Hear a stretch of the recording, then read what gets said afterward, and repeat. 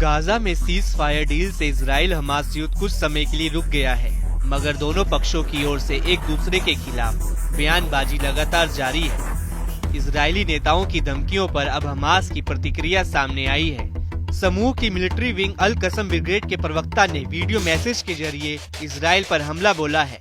अबू वेदा ने सबसे पहले गाजा के लिए समर्थन के लिए ईरान, लेबनान के हिजबुल्ला, यमन के हूती विद्रोही और इराकी प्रतिरोध की सराहना की। इसके बाद अबू वेदा ने कहा कि ऑपरेशन अल अक्सा स्टॉर्म ने इजरायली शासन के ताबूत में अंतिम कील ठोक दी है। इजराइल गाजा में हमास लड़ाकों से लड़ते लड़ते कमजोर हो गया है। 15 महीनों की लड़ाई के बाद भी इजराइल पूरी तरह से हमास को खत्म करने में नाकाम रहा है। नेतन्याहू ने बार बार ये दोहराया है कि वह हमास को पूरी तरह से तबाह कर देंगे, मगर हमास को बुनियादी चोट पहुंचाने, उसके कई कमांडरों को मारने के बावजूद हमास पूरी तरह से खत्म नहीं हुआ है, बल्कि वह हमेशा नए अवतार में दिखा है। द हिंदू की रिपोर्ट के मुताबिक अमेरिकी विदेश मंत्री एंटनी ब्लिंकन ने कहा था कि हमास ने उतने ही लड़ाके फिर से तैयार कर लिए हैं जितने उसने इस युद्ध में खोए थे।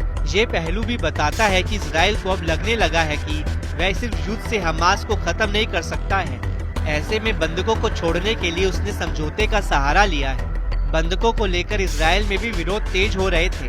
हालांकि नेतन्याहू की जिद ज्यादा समय तक नहीं टिक पाई। हमास नेता ने कहा कि ऑपरेशन अल अक्सा स्टॉर्म गाजा के बाहरी इलाकों से शुरू हुआ, मगर इसने पूरे इलाके की सूरत बदल दी। इसने इजराइल के साथ साथ संघर्ष में नए समीकरण पेश किए, नए युद्ध का मोर्चा खोला। हमास और प्रतिरोध गुटों ने गाजा में एकजुट होकर लड़ाई लड़ी। लड़ाकों ने युद्ध के अंतिम घंटों तक बड़ी वीरता और साहस के साथ दुश्मन पर घातक हमला किया। गाजा के खिलाफ इजराइल के क्रूर हमले के 15 महीनों के दौरान फिलिस्तीनियों का महान बलिदान बेकार नहीं जाएगा। وإننا ومع كل إخواننا في فصائل المقاومة الفلسطينية نعلن التزامنا باتفاق وقف إطلاق النار والجاهزية لتنفيذ بنوده والالتزام بشروطه من حيث وقف القتال والالتزام بالجدول الزمني للتبادل وتأمين أسرى العدو وصولا إلى تسليمهم مقابل أسرى شعبنا الأبطال الأحرار، وذلك في كافة مراحل الصفقة المتفق عليها، مع تأكيدنا على أن كل ذلك مرهون بالالتزام من قبل العدو، وإننا حريصون على إنجاح كافة بنود الاتفاق ومراحله حقنا لدماء شعبنا وتطلعا لتحقيق أهدافه وآماله، وندعو كافة الوسطاء إلى إلزام العدو بذلك.